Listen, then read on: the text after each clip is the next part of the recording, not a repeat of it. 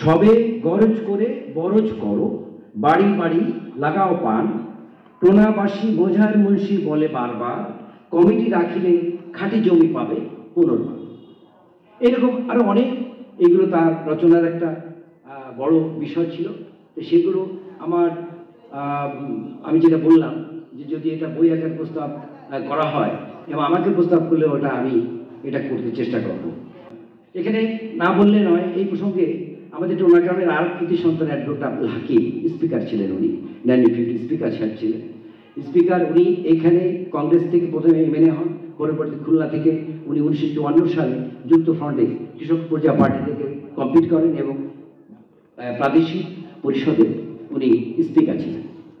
উনি নিজে বাংলা, ইংরেজি, গ্রিক, ল্যাটিন উনি জানতেন। উনি যে ওনার যে প্রতিভা, এটা ভাষায় প্রকাশ করা নেই। উনি একমাত্র ব্যক্তি নজরুল ইসলামের অগ্নিবীণা গানটা উনি ইংরেজিতে প্রকাশ করেছে, কেউ করে নাই, উনি করেছিলেন।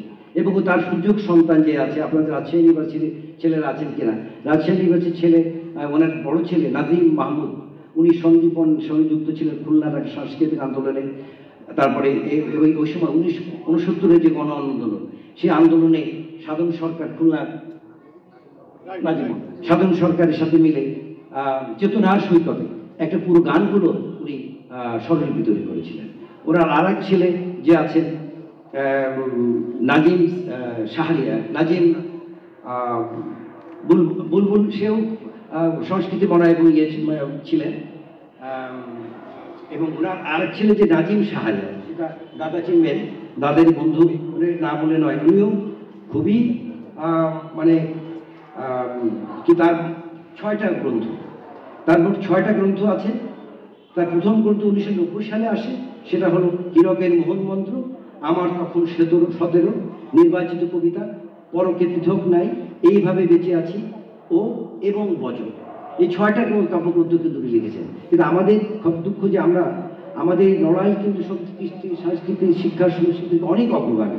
আমি সারা বাংলাদেশে চাকরি করেছি, আমাদের লড়াইয়ে এত গুণীজন আছে, এটা সংখ্যায় লিখে প্রকাশ করা যাবে না, এটা তারই। কিন্তু আমাদের সেটা সংগ্রহ গ্রথিত নাই, আমাদের এটা আমাদের এভাবে আমরা এককালে বলতে পারি না। আমি আর একটু বেশি বাড়াবো না, ছোট্ট একটু দুটো কথা বলে একজন বিশেষ পরিচয় করে দিয়ে আমি আমার বক্তব্য শেষ করব। তিনি হলেন আমাদের গ্রামে একজন, যদি উনি ইতিমধ্যে মৃত্যুবরণ করেছেন, ওনার নাম কবি ইফফাত আরা হক। ওনার বাবার বাড়ি ছিলেন আমাদের প্রধান অতিথির বাড়ির কাছে, এবং ওনার টিচারের নাম মানে কন্যা। উনি লেখালেখি করতেন। ওনার টোনাগ্রামের জন্য খন্দকার রফিকুল হকের সঙ্গে ওনার বিয়ে হয়। ওনার একটা কাব্যগ্রন্থ যেটা ইতিমধ্যে প্রকাশিত হচ্ছে, এটার নাম হলো নির্দোষ কল্পনা। তো এ বাদেও ওনার আরও দুটো পাণ্ডুলিপি আমার কাছে আছে, সময় অভাবে আমি এটা আসলে করতে পারিনি। সেটার ভিতর খুবই এনরিচ লেখা, যে লেখায় উনি মানে ইসলামী শিক্ষায় শিক্ষিত হলেন। ওনার বাবা ওই আমাদের প্রধান অতিথি যে শিক্ষক মৌলানা আব্দুল খালেক ছিলেন তার পিতা।